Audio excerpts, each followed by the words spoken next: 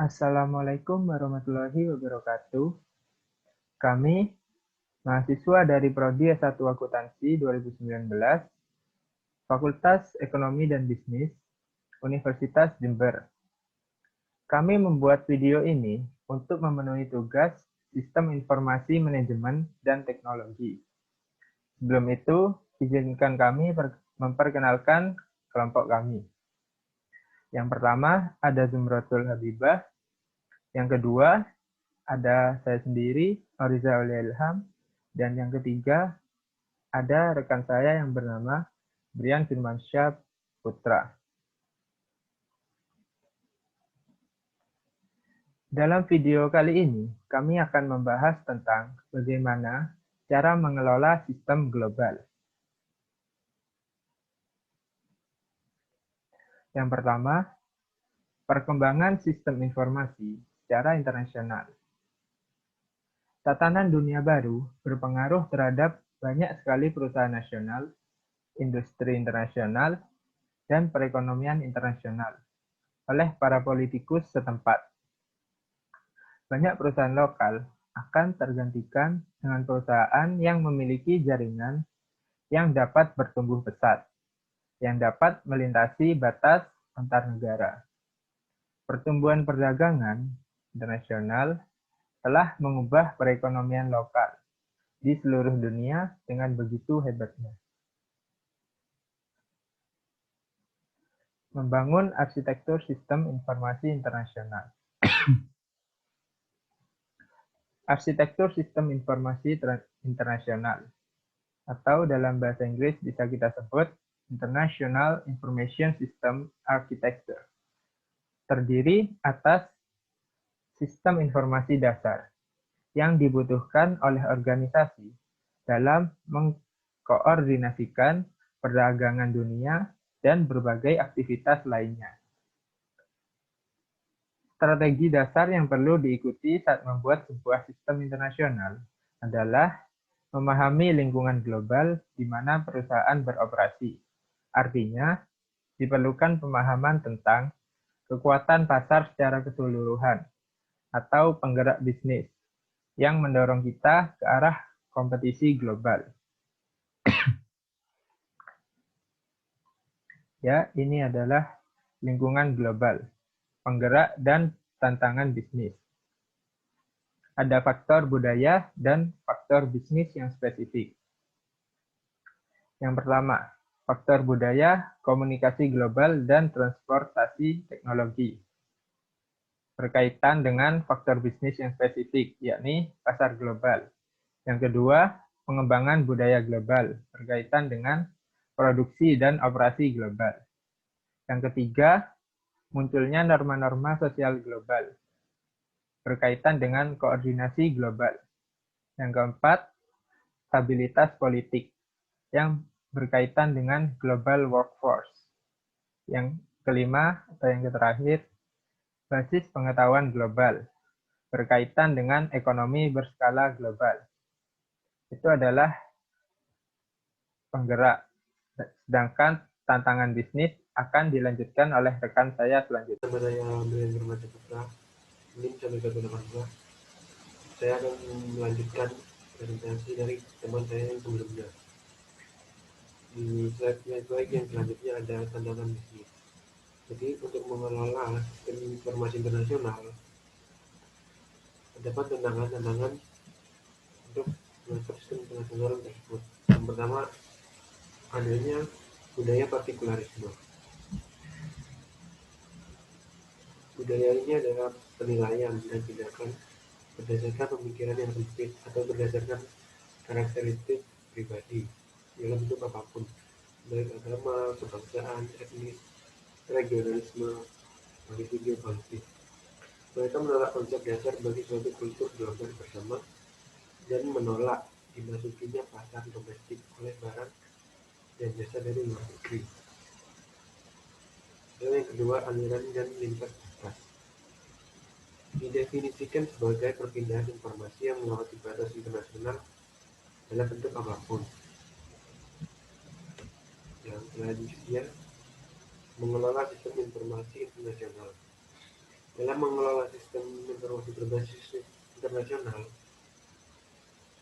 terdapat 4 strategi global dalam bisnis struktur organisasional perusahaan global. Di antaranya ada pertama, eksportir domestik. Eksportir domestik ini dijadikan aktivitas perusahaan di negara asal perusahaan terpusat. Jadi aktivitas produksi, keuangan atau akuntansi, SDM, penjualan atau pemasaran, dan manajemen strategis diatur dan dioptimalkan berdayanya di negara asal. Jadi strategi ini mereka hanya mengekspor barang-barangnya ke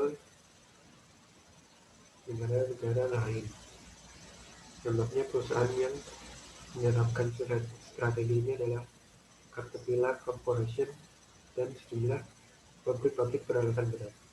Jadi ekspor domestik ini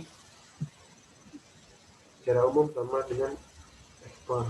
Jadi kegiatan-kegiatan ekonominya dilakukan pada perusahaan-perusahaan atau perusahaan-perusahaannya. Lalu yang kedua ada multinasional. Multinasional ini strategi ini mengusahakan manajemen keuangan dan pengendalian di luar negara asal dan melakukan desentralisasi unitnya di negara-negara lain. Produk dan layanan penjualan di berbagai negara disesuaikan dengan kondisi pasar setempat. Organisasi menjadi suatu kumpulan dari fasilitas produksi dan pemasaran di luar negeri. Nah, contohnya perusahaan yang menggunakan sistem ini adalah Intel, General Motors, dan Chrysler. Selanjutnya ada waralaba.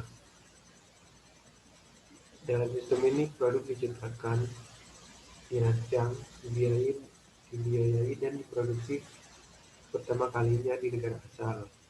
Tapi untuk alasan khusus terhadap produk tertentu harus disesuaikan dengan personil luar negeri untuk memperluas proses produksi atau melakukan ekspansi pemasaran dan sumber daya manusianya. Jadi sistem ini mereka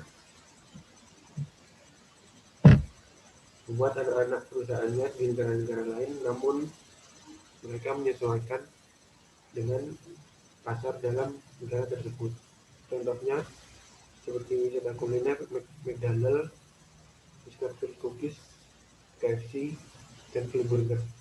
Jadi mereka menyesuaikan dengan selera konsumsi masyarakat di negara yang ditaruh anak perusahaannya atau ditaruh waralabanya. Lalu yang keempat ada lintas negara atau transnasional. Sistem ini menjadikan setiap aktivitas dapat memberikan nilai tambah yang diatur dari perspektif global tanpa memandang batas-batas nasional, mengoptimalkan sumber daya dari pasokan dan permintaan, dan memanfaatkan kesempatan dari keunggulan kompetitif lokal. Tata kelola perusahaan-perusahaan seperti ini sangat mirip dengan struktur federal, di mana tempat inti manajemen pusat yang kuat untuk melakukan pengambilan keputusan, tetapi terbesar kekuatannya dan daya keuangannya pada seluruh divisi globalnya. Contoh perusahaan yang menggunakan sistem ini adalah Citicorp, Sony, dan Ford. Mungkin lintas negara ini melakukan secara umum melakukan sentralisasi. Lalu yang selanjutnya ada mengatur ulang bisnis. Prinsip dalam mengembangkan sebuah perusahaan global dan struktur pendukung sistem informasi. Yang pertama, menata ulang aktivitas yang dapat memberikan nilai tambah sesuai dengan keunggulan komparatifnya. Jadi mereka akan menata ulang aktivitas atau memperbaiki aktivitas yang dapat memberikan nilai tambah sesuai dengan komparatifnya. Lalu yang kedua, mengembangkan dan mengoperasikan unit-unit sistem pada tingkat aktivitas perusahaan regional, nasional dan internasional, dan mendirikan kantor tunggal di kantor pusat dunia yang bertanggung jawab atas pengembangan sistem internasional. Posisi direktur informasi. Jadi mendirikan kantor tunggal pada perusahaan yang pusat dunia, jadi mereka mendirikan kantor tunggal yang tugasnya akan bertanggung jawab atas pengembangan sistem-sistem internasionalnya. Baik, terima kasih. Selanjutnya akan dijelaskan oleh teman saya. Selanjutnya di sini saya akan membahas tentang mengelola sistem global. Tantangan manajemen dalam mengembangkan sistem global. Yang pertama, menyepakati kebutuhan pengguna bersama. Yang kedua, mengenalkan perubahan ke dalam proses bisnis. Ketiga, mengkoordinasikan pengembangan aplikasi. Keempat, mengkoordinasi peluncuran software. Kelima, mendorong pengguna lokal untuk mendukung sistem global. Selanjutnya ada strategi sistem global. Sistem inti atau core system adalah sistem yang mendukung fungsi-fungsi yang benar-benar penting bagi organisasi. Sistem yang lainnya harus dikoordinasikan secara terpisah karena sistem tersebut merupakan elemen penting tetapi tidak harus nyata di berbagai negara. Langkah menentukan core system. Yang pertama, definisikan proses inti bisnis, dan yang kedua, identifikasikan sistem inti dalam koordinat yang terpusat. Dan yang ketiga, pilihlah pendekatan atau instrumental atau grand design atau evolusi. Keempat, pastikan manfaat dapat dirasakan. Selanjutnya ada isu teknologi dan peluang dalam rantai bisnis global. Tantangan teknologi sistem global. Yang pertama, platform komputasi dan pengintegrasian sistem. Haruslah menjawab bagaimana sistem inti yang baru akan cocok dengan sejumlah aplikasi yang ada yang telah dikembangkan di seluruh dunia oleh divisi-divisi yang berbeda, orang-orang yang berbeda, dan untuk jenis-jenis peranti keras komputasi yang berbeda, agar dapat mengembangkan sistem global, terdistribusi, dan terintegrasi untuk mendukung proses bisnis digital yang melintasi batas-batas antar negara. Dan yang kedua ada konektivitas. Permasalahan yang terjadi biasanya kualitas jasa, keamanan, biaya dan tarif manajemen jaringan, lambat dalam menginstalan, kualitas yang buruk dalam jasa internasional, keterbatasan yang disebabkan oleh peraturan kapasitas jaringan. Yang ketiga ada lokalisasi software. Keterbatasannya harus menyediakan software dalam berbagai bahasa. Tampilannya harus mudah dipahami oleh pengguna. Sekian dari kelompok kami. Mohon maaf jika ada salah kata. Wassalamualaikum warahmatullahi wabarakatuh.